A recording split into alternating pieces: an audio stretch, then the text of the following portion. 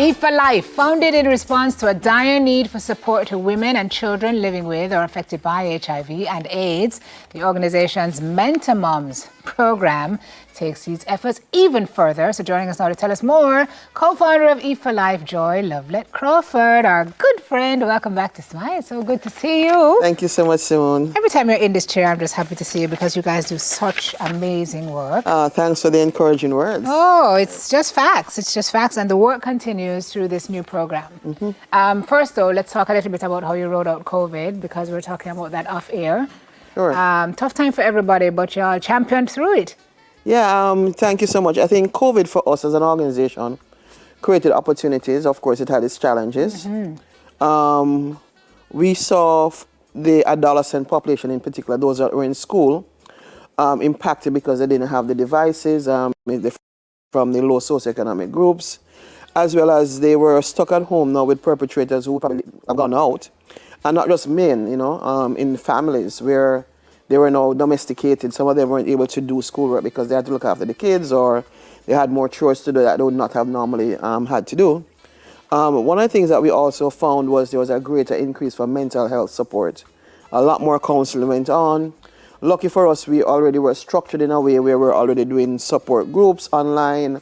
We had remote counseling, we had WhatsApp group, and we also have 24-hour contacts. So in a way, we were able to respond to those. Yes, you're pre-ready. Yeah, we're grateful. Yeah. All right. Mentor Moms, tell me about that. All right, so our Mentor Mom program is that we always believe that peer-to-peer support in any kind of response is important.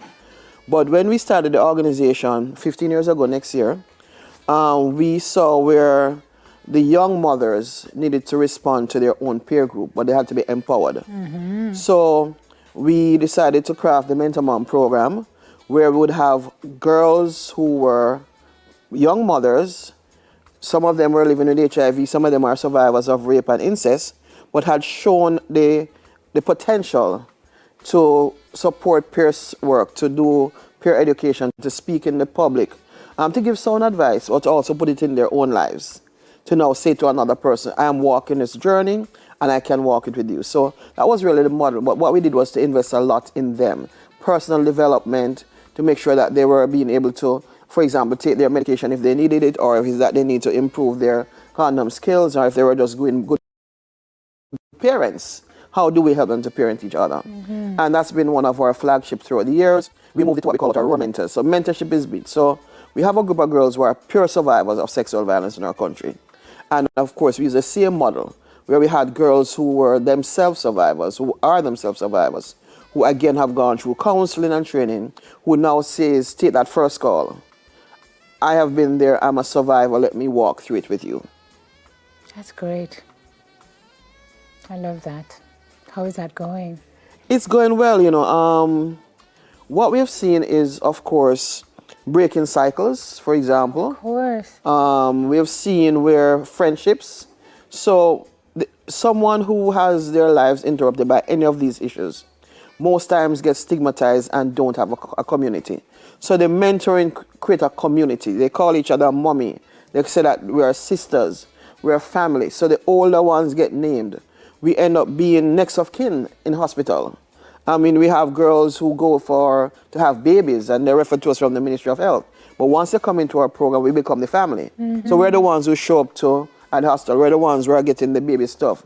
And we're the ones that they want to talk to. So it creates that sense of community, that sense of space where I'm accepted in spite of my circumstance. Mm-hmm. And I think, over the years, we have young women who should have been in the program for 2 years, but they've been there for 10 years. They're not going to play. They're not going anywhere else because it's family. So even if they're not actively receiving support, the family is there, And of course, it works that we are able to reach their biological family. Mm-hmm. So we do work in communities. Our mentor moms are advocates. They speak on issues in the public. They go to schools and advocate for the other girls who don't have a voice. And it's interesting that we're having this conversation today, because today is International Day of the Girl Child. Ah. And one of the things is about my right, my voice. And so for us, it's very important that we even having this conversation, because through that kind of relationship, we've been able to carry their voices in the spaces. To give them their voice and to have them own it. That's right. Okay, so are you looking for more mentor moms to join the program? We're always looking for more mentors. From time to time, persons will say, you know, we want to volunteer. Sure, email us, call us, and what we do is to create a fit. You know, what's the right fit? The key thing is that you have to be able to identify. So if you yourself was a $1 mom, sure, come on board. Because again, you create that family network to say, I can move forward. Yes, experience. I've made it, you can make it too. That's right. As you look to your 15 years, Joy, because we have to go to break in the space next year, what do you think your impact has been and what do you want the next 15 to look like? Wow. You know, every year we carry about 150 girls across the island in our program. We currently have over 200 OVC, which are children of the girls, who we are from birth to about 18. Multiply that by 15, it's families. I mean, we have one young lady I was talking about yesterday. Her mom was a part of the program when she was born. She's now 19. Wow. And we're still in her life. Yeah. She is in college. We have girls who have migrated, who have gotten married, who have overcome trauma. The impact has been huge. And, you know, we're looking forward to the next 15 years in this country. It's just the notion that you can be down, but you don't have to be out because you have people who are looking out for you and trying to help you. Thank you so much, Joy. And Thank to your you. team for what you continue to do for Jamaican young ladies. Joy Lovelet Crawford, co-founder of Eve for Life. Don't go anywhere, everybody. We're going to be back in a moment with some shoe-spiration from Shoeaholics. I'm one. News in 5, though, next. Second edition. Soon come.